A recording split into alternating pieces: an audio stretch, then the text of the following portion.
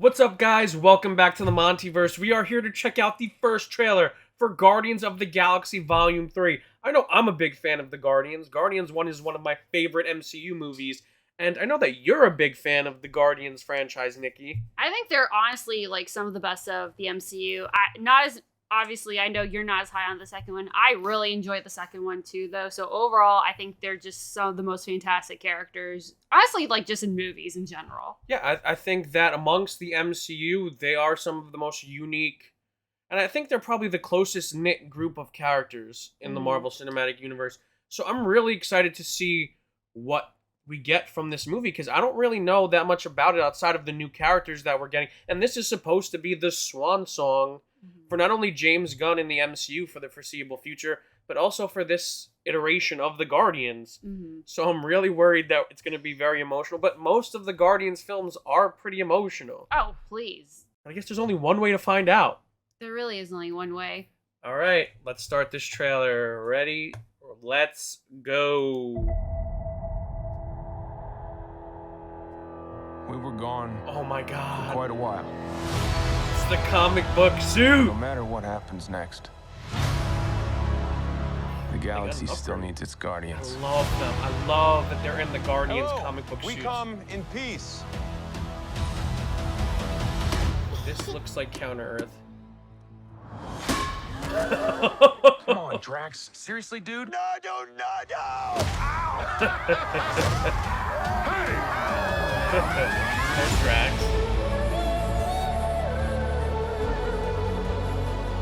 Don't forget Oh, where we came from. Among We Us? have been running our whole lives. What happened to Peter? Pete, I'm done running.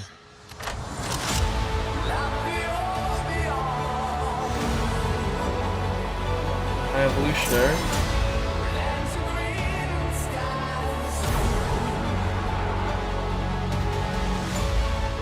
We'll all fly away together.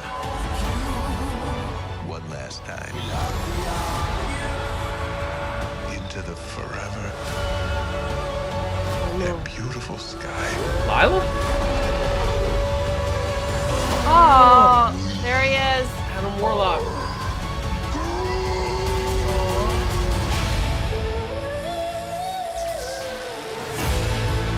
Yes! And we'll kill anyone who gets in our way. No, not kill anyone. Kill a few people. Kill no people. Kill one guy, one stupid guy who no one loves. Now you're just making it sad. Okay. Oh my god, this looks That looks really great. good. Yes, I agree. Oh my god. The humor is great. It looks like it's back to the Guardians 1 humor, not like a joke. Like, this looks like a serious movie. Yeah, it's serious, but like when you have Drax around, like Yeah. it's gonna devolve at some point. Well, In like a good way. it though. looks so this movie's gonna wreck me. Oh, so I think I missed it. Who was Nebula carrying? Peter. Okay. Oh. But I don't think I think that's early in the I was movie. gonna say I don't think he's dead, but like there's gonna be stakes involved. Yeah, listen, seeing Rocket's backstory is gonna wreck me. If something happens to Rocket, like He was lying on the ground. Rocket is quite possibly, like, even though like I feel like I have a connection to Peter Quill, like Rocket is my favorite Guardian. If Yeah. something happens to Rocket, I'm going to be emotionally devastated. Mhm. We have the intro. Speaking of Rocket, for a brief second in the trailer, we see the introduction of Rocket's comic book soulmate, Llyla, who is another product of experimentation from the High Evolutionary. I believe she's like that in the comics. I don't believe she's another sentient animal that wasn't experimented on. But anyway, she is another sentient rodent creature. It looks like she's a ferret. Yeah. It looks like they're keeping her comic book design. So she is going to be introduced. So this feels like it's going to be Rocket's movie to me. Yeah, which I'm totally okay with. Like, because I mean we're on the same page. We both thought Endgame was the best, just to put lightly. And I think Rocket contributes to that within that ensemble. Like of all the Guardians, like it was great having him part of that dynamic, and I'm excited to see him back with the Guardians with the changing dynamics from Yeah. both Endgame and, I mean, even from what they were doing in Thor. Yeah. I mean, Rocket has suffered so much in his life from losing just everyone multiple times. Yeah, and Like, I just want Rocket to, just someone hug that man. Someone, that Racoon. I said man. well, he does get a hug in the Yeah, trailer. Llyla does hug him. We just don't know what's gonna become of it.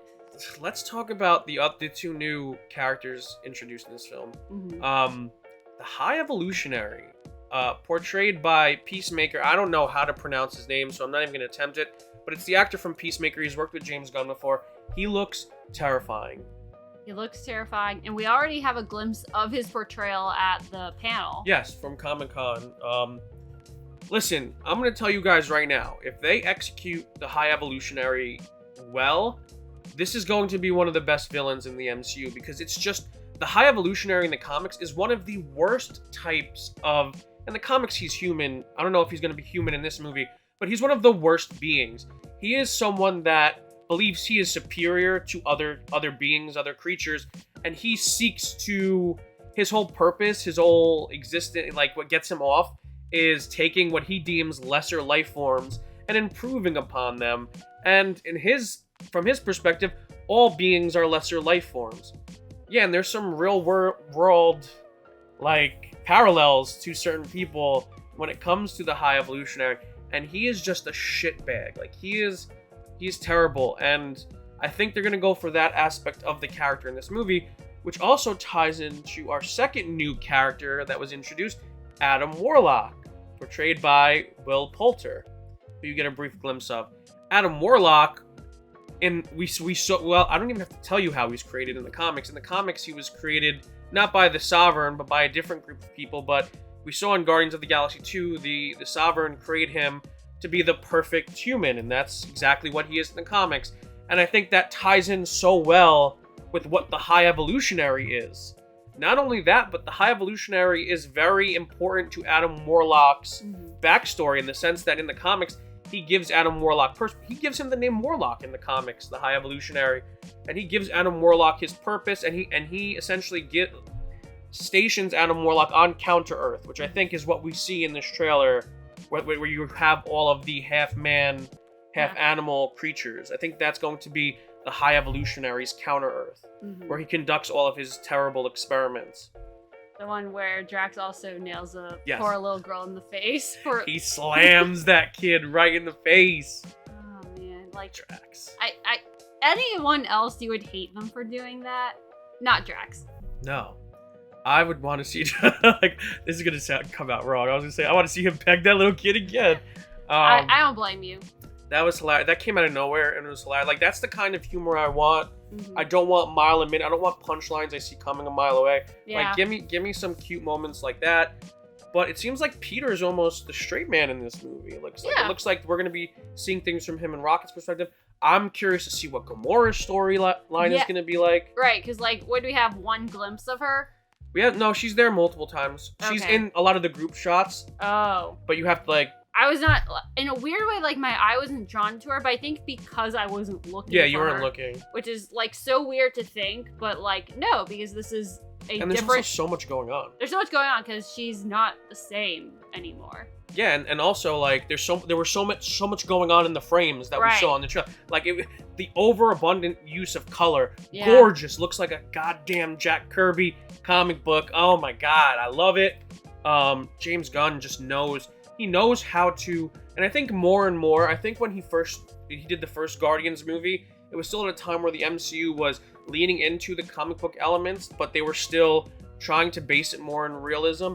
But now I think that with Peacemaker and with the Suicide Squad and with this, we're seeing that James Gunn is starting to fully embrace the comic book aspect of comic book movies, and I love that. Like, you have the Guardians for the first time in the, oh my god, the Guardians uniforms from the comics. I don't want to say the original Guardians uniforms, because then someone in the comics can be like, well, that's not the original team of Guardians, that was all the way back. And I'm like, listen guys, I know, but to see them in this version of the Guardians classic red and blue suits with the patches on the chest, and see Drax even has a costume on, even though he has sensitive nipples. Like as a fan of the Guardians comic book, like to see them based out of nowhere, to see Cosmo be a part of the team, and I think we're getting Cosmo a lot in this movie as well. Right.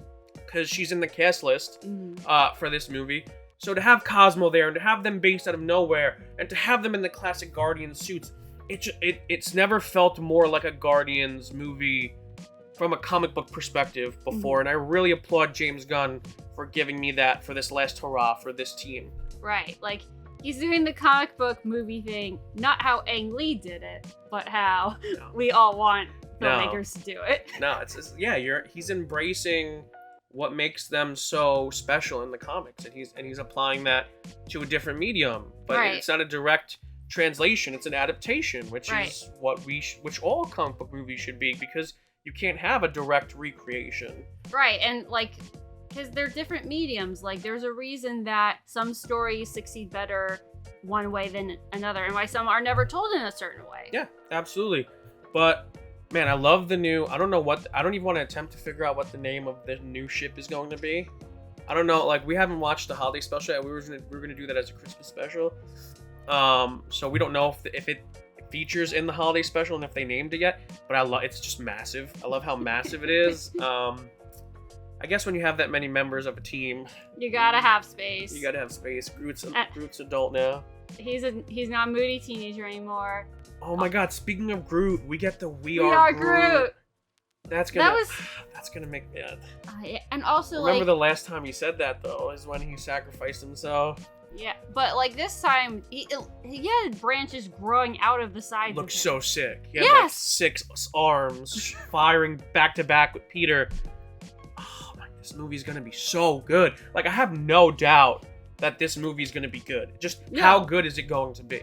I was gonna say, like, and it's so weird to think about, but it's like, I feel like it's easier because of James Gunn's track record, because of how great the characters are and where we've been leaving them, that, like, it's the easiest to believe in the Guardians, probably more than a lot of the other MCU franchises, if that makes sense. I think they have one of the most streamlined stories through all of their appearances. Right. Like, all of their appearances kind of build off of each other, to the point where, like, Thor's appearances kind of are jittery, kind of zigzag, and his characterization shifts dramatically from appearance to appearance, where I think the Guardian story is pretty linear, you know, from appearance to appearance. And I think I think with James Gunn being consulted on all of their appearances, I think he went out of his way to make sure that these characters are all following the trajectory that he wanted them to. And I think that's leading us to this movie.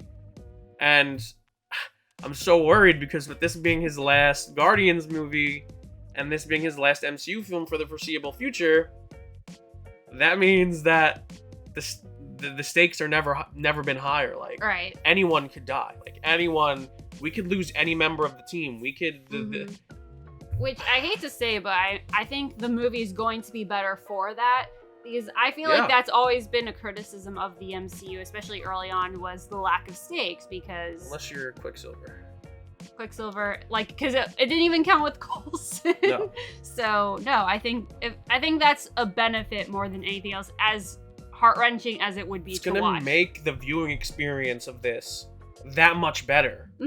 Because you're always going to have that tension there. Right. Like, you could lose any of these characters at any point. But at the same time, because, again, they're going to intersplice it with the right kind of humor, you're also not, like, you shouldn't be obsessively thinking about that every second, though. So that's what I think is also a strength of it, is the fact that it juggles the tones very well. Another thing we didn't even talk about was, like, what are they going to do with that? Adam Warlock is insanely powerful in the comics. He's like, in the comics, he's directly connected to the Soul Stone, which is one of the Infinity Stones. I don't think they can do that here, because the Soul Stone was atomized by Thanos in the beginning of Endgame. But even outside of that, even outside of his soul powers, he's still insanely strong. He has enhanced speed, strength, agility, like the Superman special, I call it. Like, all of these, like, durability. So he's gonna be a problem. He's gonna be problematic for the Guardians to deal with. I'm really excited to see. There's so many unknown variables. Like, I know I can understand the pieces on the board, and I have information just from my expertise on what these pieces do, Right. but I don't know how they fit together yet, and I'm so excited to see how they fit together. Right. And I think, like, for a first trailer, this is what was so great about it, is that, yeah, we don't know how all of them are going to fit, but we really don't need to, even going into the movie, know every single beat. I'd rather not. Yeah, no, this teased us. This was a great teaser. It got me excited. It's let you know that, hey, this movie's going to be emotional. It's still going to be Guardians. It's going to be emotional. We have a lot going on. Just enjoy the ride. Let's all enjoy this ride together. And what more can you ask for? What more? What more is there? No more. But so if you liked the video, make sure to give it a huge thumbs up. If you're new to the channel, subscribe and hit the notification bell to stay up to date on all of our latest content that we have coming to you this week. And Nicole, where can the people find you? You can find me at Twitter at EgglordNicki. And you guys can find me all over the socials at the MontyVerse. And until next time, stay versed.